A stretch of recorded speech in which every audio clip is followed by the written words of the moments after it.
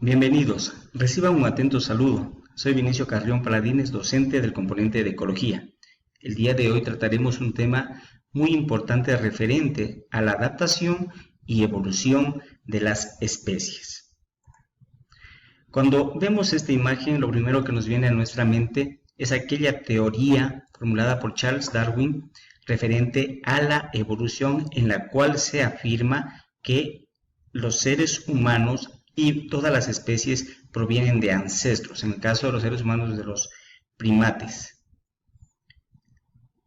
Esta teoría está formulada y fortalecida a través de algunos criterios y postulados de los científicos, que afirman que la evolución se ha desarrollado gracias a la capacidad que tienen los organismos de adaptarse.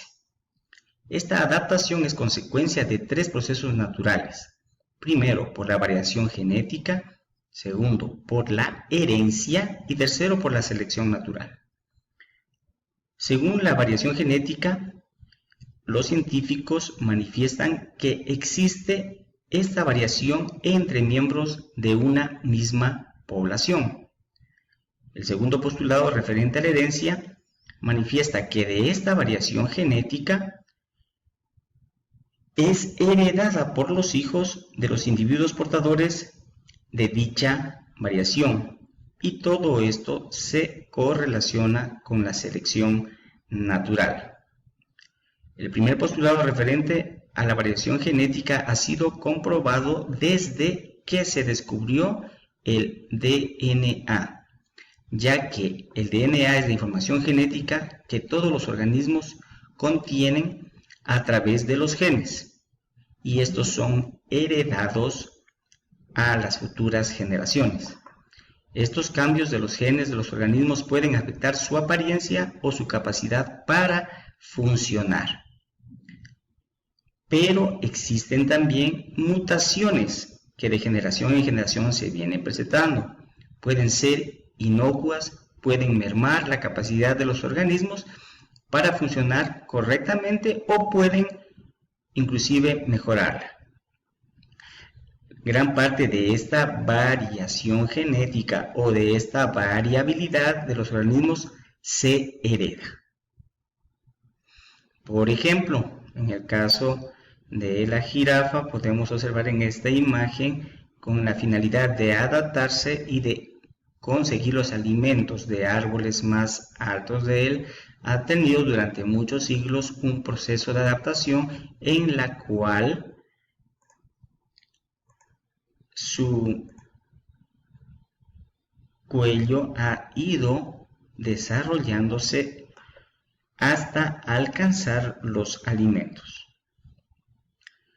También dentro de la variación genética existe la eficiencia de un individuo. Esta eficiencia se mide por la contribución proporcional que realiza a las generaciones futuras. Esta transmisión de características se someten a una relación positiva, mientras que los que carecen de ellas a una selección negativa.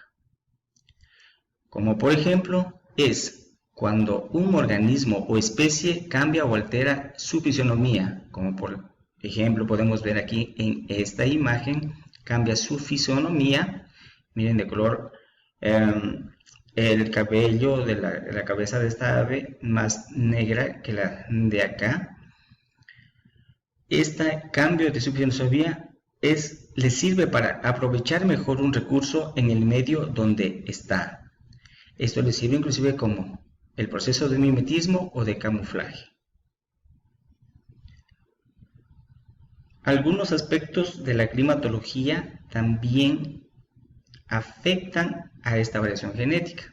Por ejemplo, el equilibrio hídrico de un organismo está estrechamente relacionado con su equilibrio térmico.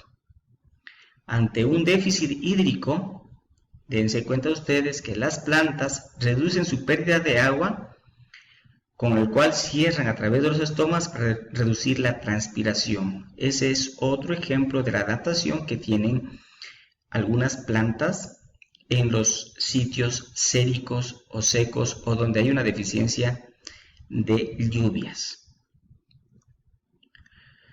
estas condiciones severas de sequías bajan, obviamente, procesos como el proceso de la fotosíntesis.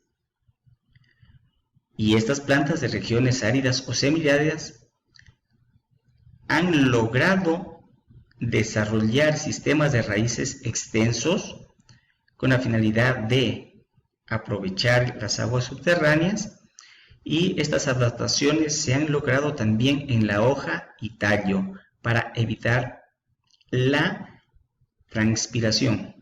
Y estas plantas, muchas de ellas tienen la capacidad de defoliar. La defoliación significa la pérdida de hojas. Otro ejemplo, por ejemplo, las plantas sometidas al anegamiento experimentan estrés y síntomas similares a la sequía, con lo cual se alteran su mecanismo de metabolismo, cambios en el crecimiento de sus raíces y aumentan el etileno en las raíces. Como podemos aquí observar aquí un ejemplo de un Opuntia ficus, son plantas séricas adaptadas a las zonas de bajas precipitaciones y que han logrado adaptarse a estas condiciones climáticas. El conjunto total de genes de todos los individuos de una población en un momento dado se conoce como el pool genético. En la actualidad, los métodos por los cuales las distintas especies se diferencian se denominan mecanismos de aislamiento. Esto limita el intercambio genético entre poblaciones. Estos mecanismos de aislamiento pueden ser dos. Primero, el mecanismo conocido como precopulatorias, y el segundo, el postcopulatorios. El mecanismo precopulatorias evitan el apareamiento entre individuos de diferentes especies.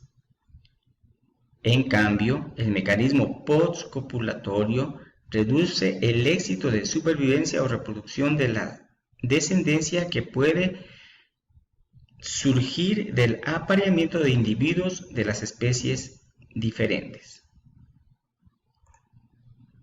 Otro factor de aislamiento reproductivo por factores geográficos de las especies pueden ser, por ejemplo, las especies conocidas como especies simpátricas. Las especies simpátricas son aquellas que ocupan la misma zona al mismo tiempo, lo que implica que tienen la oportunidad de cruzarse. Las especies alopátricas, en cambio, ocupan zonas separadas en el tiempo y en el espacio, por lo que no existe posibilidad que puedan cruzarse y por ende de que haya un intercambio genético entre las especies.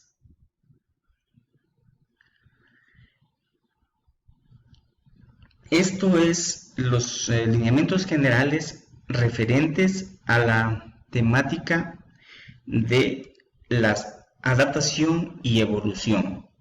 Toda esta información debe ser corroborada con la información subida al EVA y con los artículos que han sido subidos también en esta herramienta académica.